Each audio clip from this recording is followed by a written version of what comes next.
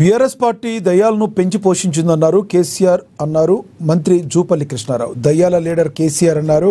కామారెడ్డి జిల్లా కేంద్రంలోని Kings convention హాల్లో నిర్వహించిన కామారెడ్డి నియోజకవర్గ కాంగ్రెస్ కార్యకర్తల విస్తృత స్థాయి సమావేశంలో మంత్రి పాల్గొన్నారు. తెలంగాణ రాష్ట్రాన్ని కేసీఆర్ అప్పుల ఊబిలో నెట్టారన్నారు. కేసీఆర్ కూతురు చెప్పిన దాంట్లో అబద్ధాలు ఏమీ లేవన్నారు మంత్రి జూపల్లి. సమావేశంలో ప్రభుత్వ సలహాదారు షబ్బీర్ అలీ, డీసీసీ అధ్యక్షుడు కైలాష్ శ్రీనివాసరావు, జిల్లా నియోజకవర్గ మండల నాయకులు, కార్యకర్తలు పాల్గొన్నారు. గ్రామాలలో ఓటు వేసిన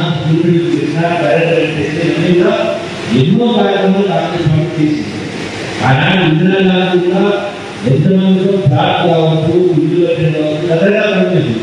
అయినా కూడా 65 సంవత్సరాలు వాస్తవం కేవలం 65 కోట్లు. ఈ 65,000 కోట్లు 80 పైసల వడ్డీ నెలకు 650 కోట్ల రూపాయలు వస్తా ఉన్నాయి ప్రభుత్వం.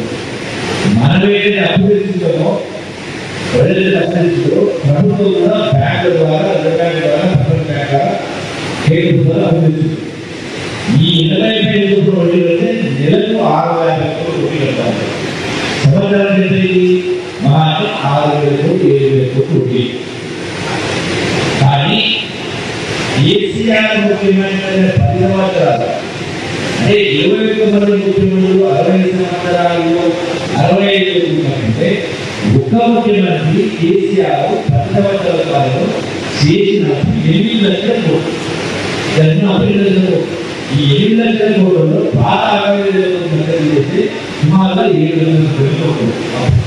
ఈ 7,30,000 కోట్ల దాని నెలకు కలుగుతున్న వడ్డీ ఖర్చు నెలకు 6,000